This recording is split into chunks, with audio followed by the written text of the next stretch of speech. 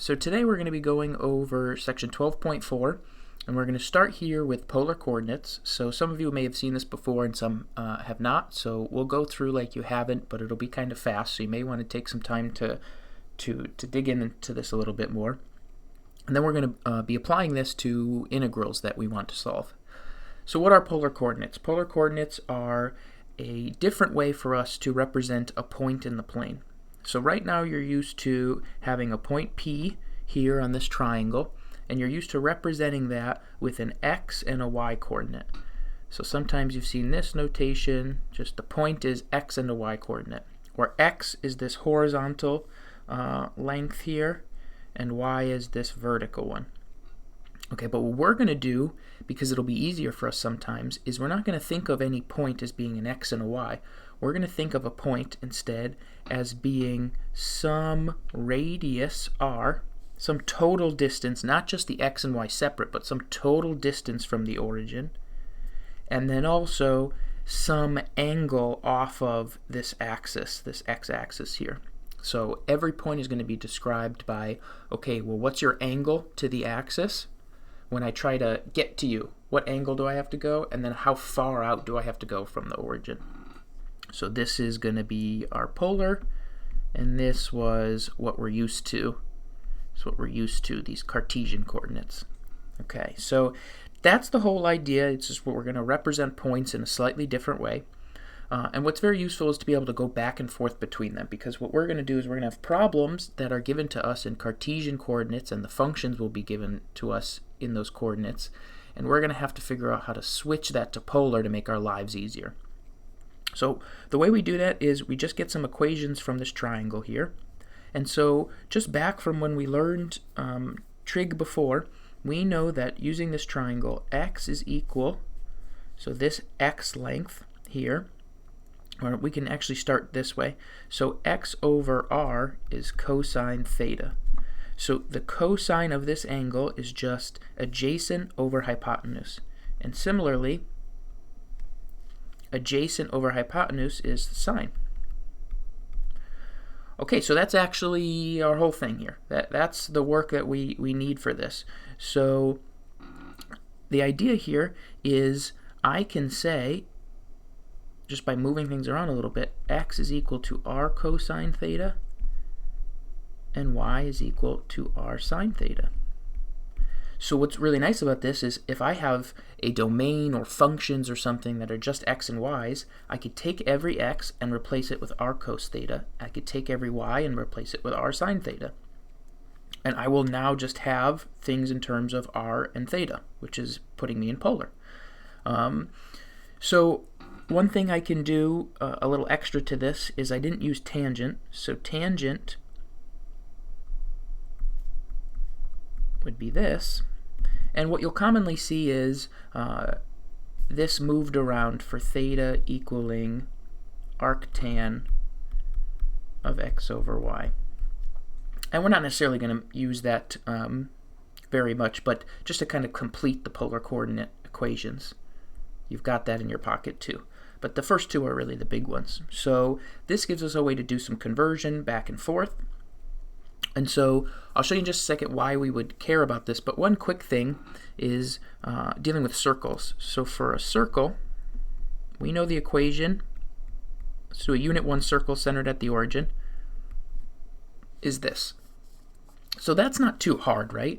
But first of all, that's not even a function. Y is a function of x, or x is a function of y right now. So, trying to use this to do calculus has been an issue for us in the past. But if we use our substitutions for x and y here, this is going to give us r cosine theta squared plus r sine theta squared is 1. Okay, so that's r squared, and I'm going to factor it out, cosine squared theta plus sine squared theta equals 1. I know cosine squared plus sine squared is 1. This whole thing cancels to 1. Okay, so then in this case, I've got this r squared equals 1 left here. right? But I know from this picture that this r is just 1. So one kind of quick thing from this, our radius is always going to be defined to be a positive number. So, at the origin, you could think of that as r equals 0. But besides that, we'll always talk about r as being a positive number. It's not going to make sense to say r is a negative number. And the reason we don't need r as a negative number is because, like, if you were trying to say, well, I want to make r negative maybe whenever, what would you want to do? Maybe if you thought, okay, in certain quadrants here, r should be negative for some reason. Well, I can take care of what quadrant I'm in by theta.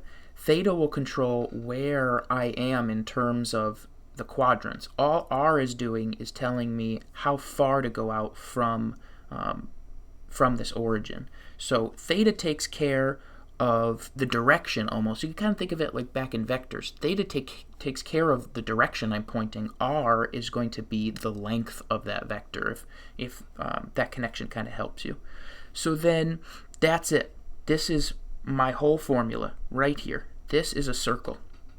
I've done it. So this r equals 1, that tells me a circle in polar coordinates. So if you're in polar coordinates and you tell me r equals 1, then I know I'm dealing with a circle of radius 1.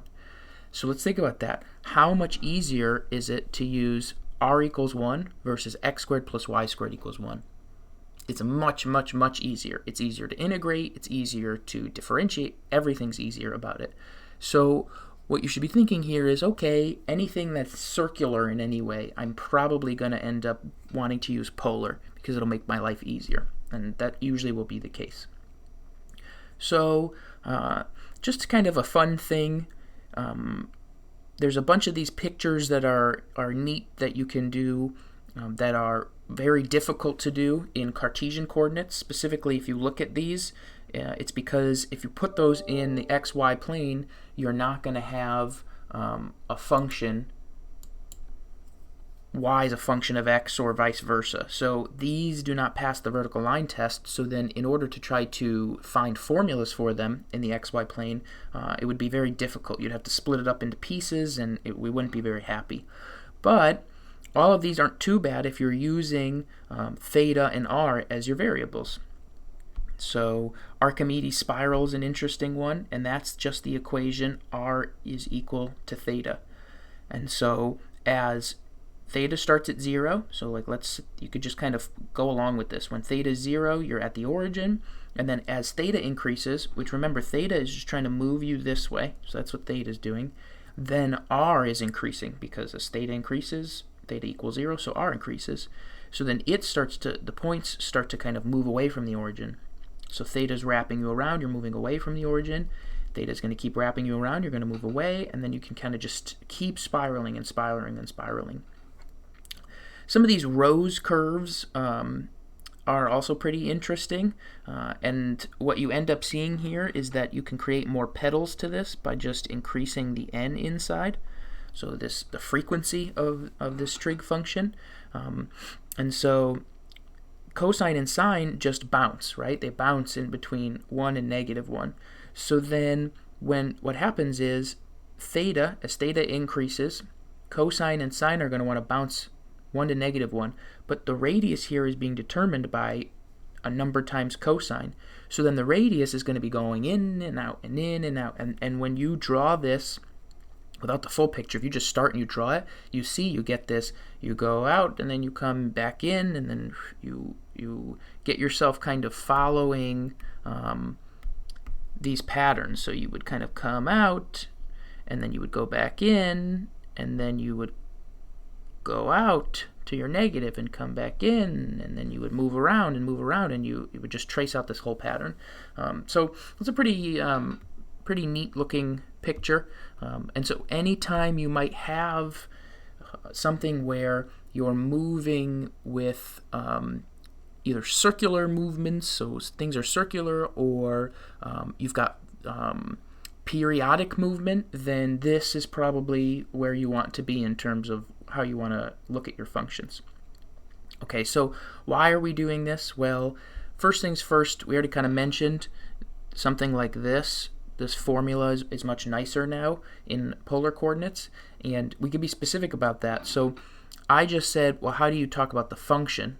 We said that this is r equals 1, right?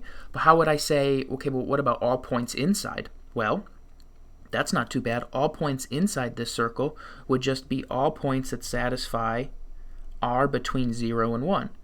Here would be 0, here would be 1, and I could get any point in between these.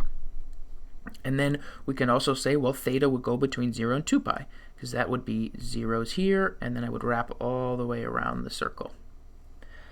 We could do something that would be much more difficult in Cartesian coordinates if we wanted a region to integrate over that was the space in between the two top halves of these circles. Think about how awful that would try to be to describe those things. You would be solving this for y, and then this y equals, and you'd be doing things in between. There'd be so many square roots in your integral, it would be terrible. This isn't too bad.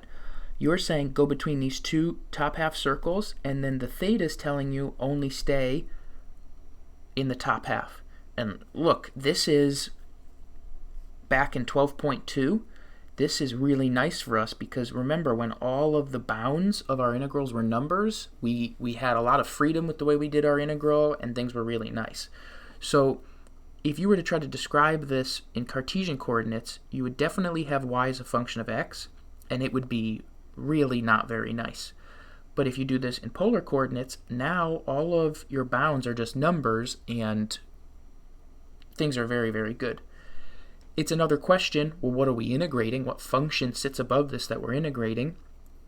At this point, who knows? I didn't give you anything. But if that function is also circular in nature, or like polar in nature, where it's got x squared and y squared, then you might even have a chance of making that look nicer, which we'll see in some examples in just a second.